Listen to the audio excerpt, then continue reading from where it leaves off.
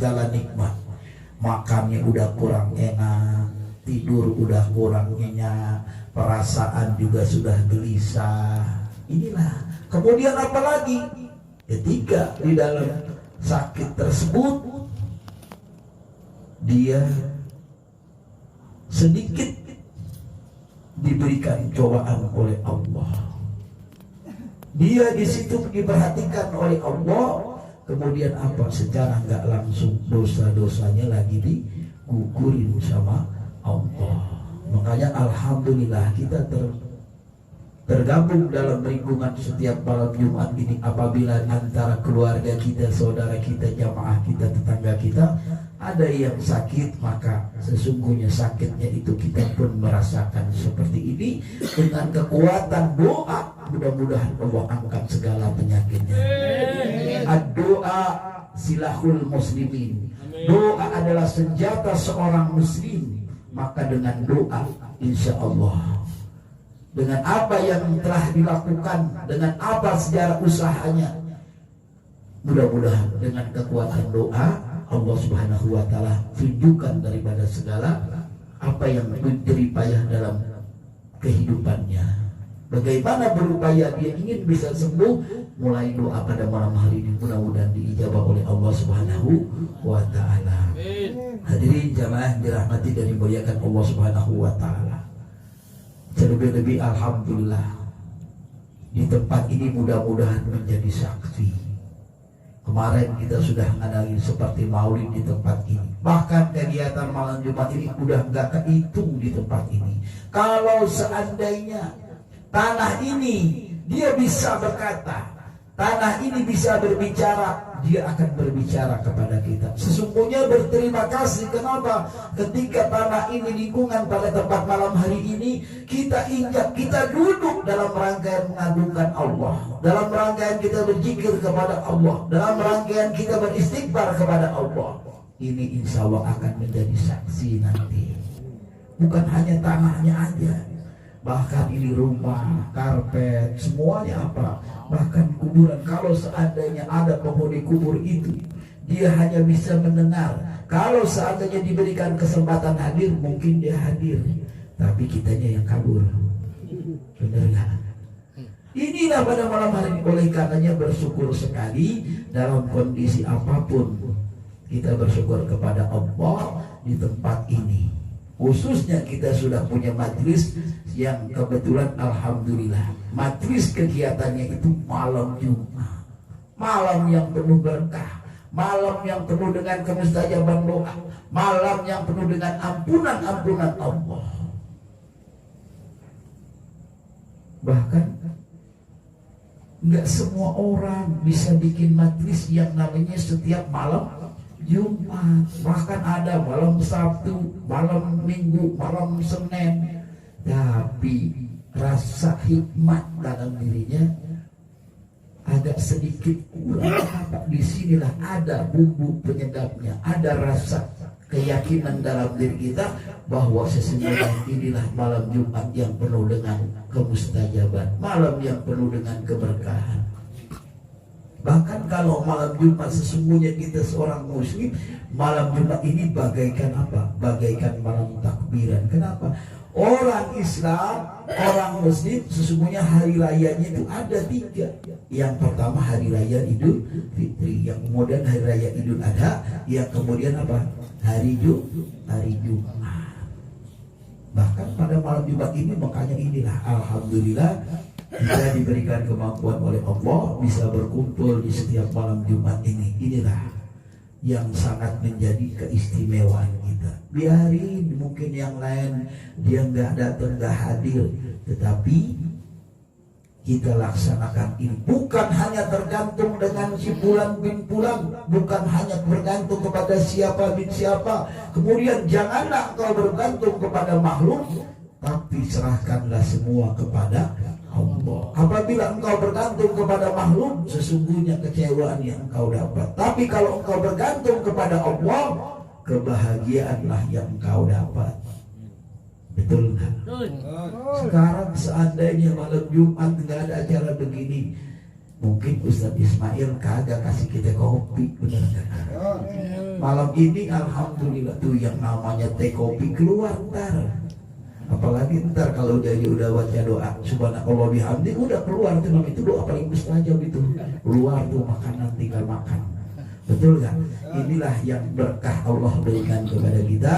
Patut kita syukuri, mudah-mudahan kita diberikan kemampuan terus dalam rangkaian beribadah kepada Allah, dalam rangkaian mendekatkan diri kepada Allah melalui daripada rangkaian majlis ini, melalui rangkaian acara-acara seperti ini. Kita udah kirimkan suratul Fatihah, zikir, tahlil, tahmid.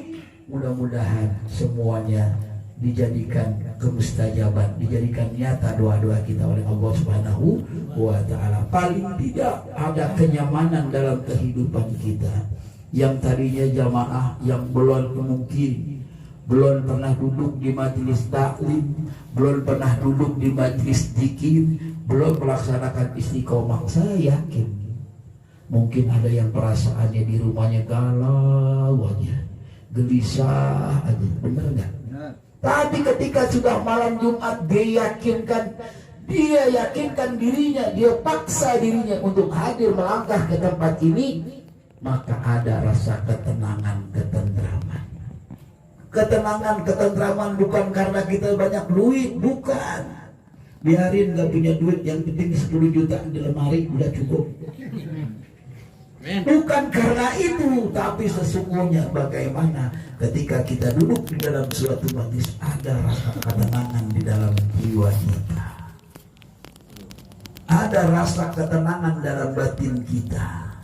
Bahkan mohon maaf kalau seandainya kita sudah, berapa sih umur kita yang Allah berikan kepada kita?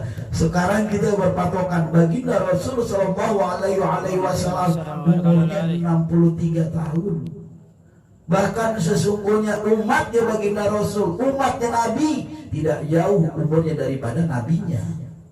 Kalau mungkin dulu zaman Nabi Adam umurnya ratusan tahun, semua Nabi Musa ratusan tahun, tetapi ketika baginda Rasul umurnya cuma 63 tahun. Kalau sekarang umur kita sudah hampir kepala 5, kepala 6, bahkan juga mungkin ada kepala 4. Di dalam sebuah hadis dikatakan apabila kita umur kita sudah sampai yang namanya 40 tahun kemudian kita belum mau berbuat kebaikan, maka datanglah setan, iblis datang menyambangi kita, kemudian diusap muka kita. Apa kata iblis? Inilah orang yang tidak mendapat kebahagiaan.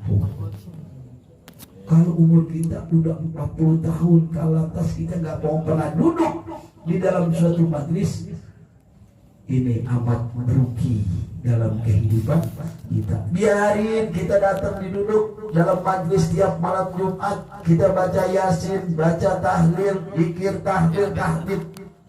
Duduknya kita, melonjornya kita, senderannya kita, ngantuknya kita diganti mudah-mudahan oleh Allah dengan menggugurkan segala dosa-dosa kita.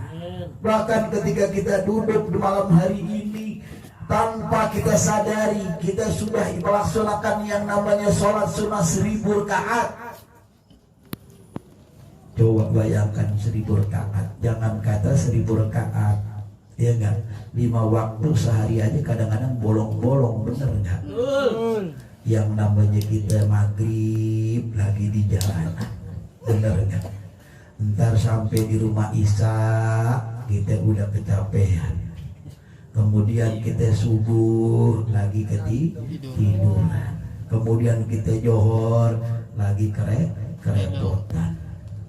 Tuh apaan yang kita andelin? Makanya bersyukur sekali, alhamdulillah malam hari ini kita sudah bisa siar agama Allah, kita sudah istiqomah, kita sudah bisa duduk seperti ini. Mudah-mudahan inilah salah satu yang Allah berikan berkah buat kita. Amin. Jangan ada perasaan, Bang Hasan kagak pernah datang, datangnya seminggu sekali, datangnya sebulan sekali. Jangan.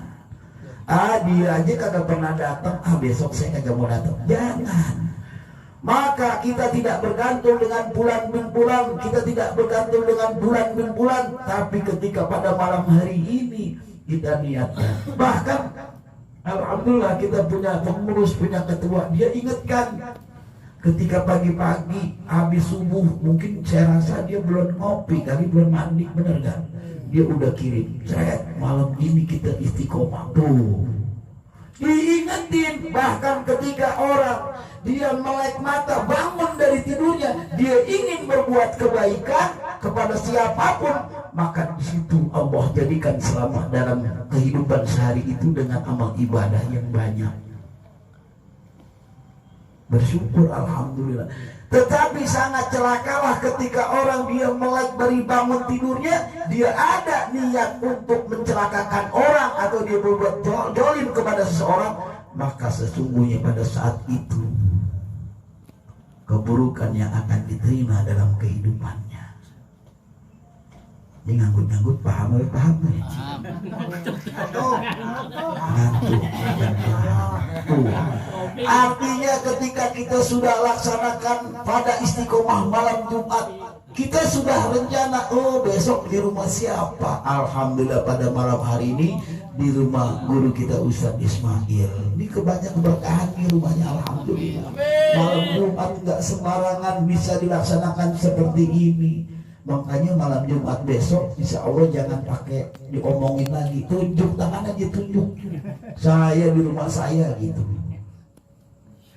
di rumah saya gitu, gak usah pakai diumumin. Artinya di sini kita semua dalam rangkaian istiqomah malam Jumat, dalam tergabung di majelis keliling taubatan nasuha ini, ketika kita sudah bangun, insya Allah seluruh jamaah siapapun dia, apapun kondisinya, pasti dia ingat, ya Allah, tanpa terasa ntar malam udah malam Jumat, kumpul di majelis keliling, baca surah Fatihah, baca surah Yasin, zikir, tahlil, tahmid, doa. Tuh, kira-kira begitu nggak nih? Jangan-jangan ya baru kemarin malam Jumat lagi, kayaknya bosen gua gitu paling. Jangan. Maka mari sama-sama, ini adalah salah satu yang Allah berikan kepada kita dalam rangkaian malam Jumat ini. Kita sudah terjalin dalam satu kegiatan kebaikan. Kan tadi saya sudah bilang, walaupun kita udah ditulis anggotanya ada 1.000 orang, yang datang cuma 15 orang, banyak yang datang. Amin. Nah, ditulis seluruh jamaah pulang terus semua. Bahkan Ustaz Ismail baca Fatihah mulutnya berbusa, banyak banget ada ratusan. Begitu datang, ya paling orangnya cuma 15 orang. Jangan, biarin aja. Sesungguhnya dia bukan karena niat nggak datang, tapi takdirlah yang nggak menyebabkan dia tidak bisa hadir. Saya yakin sesungguhnya hatinya dalam dirinya pun dia ada bersama kita. Kalau seandainya ketika nanti entar kita baca yang namanya kisah Maulid Nabi besar Muhammad SAW, itu adalah merupakan panggilan baginda Rasul. Bahkan ketika baginda Rasul dia memanggil yang namanya pohon, batu, seluruh alam di dunia ini. Pohon nggak punya tangan, batu nggak punya tangan, nggak punya kaki semuanya, tapi dia bisa hadir. Tapi kita yang punya tangan, punya kaki, kenapa nggak mau bisa hadir? Artinya di sisi sesungguhnya hadirnya kita ke tempat ini adalah undangan baginda Nabi besar Muhammad Sallallahu alaihi wasallam. Tadi udah kita baca, bener nggak? Dalam surah Yasin ada nggak baca? Al-yawma nahtimu ala afwahihim wa tukallimuna aydihim wa tashhadu arjuluhum bima kanu yaksibun. Apabila nanti di hari kiamat kita dikumpulkan, maka di situ mulut-mulut kita ditutup, mulut kita sudah tidak bisa berbicara. Tapi apa yang menjadi saksi? Kaki kita jadi saksi, kita jadi saksi. Oh iya, dulu malam Jumat saya pernah istiqomah baca Yasin, zikir, tahlil, tahmid malam Jumat di tempat Ustadz Ismail. Tuh yang ngomong siapa? Yang ngomong kaki kita. Kalau mulut mungkin kagak ditutup, bisa bohong. Bener kan? Kayak kemarin di Ustaz Ismail makannya nasi kebuli. Amin. Mudah-mudahan nasi kebuli padahal makannya makan ketoprak. Itu mulut yang ngomong. Tapi ketika badan kita, tubuh kita yang berbicara, mulut ditutup, udah nggak bisa bohong. Nih dalam surah Yasin yang tadi kita baca, al-yawma nahtimu ala afwahihim wa tukallimuna aydihim wa tashhadu arjuluhum bima kanu yaksibun.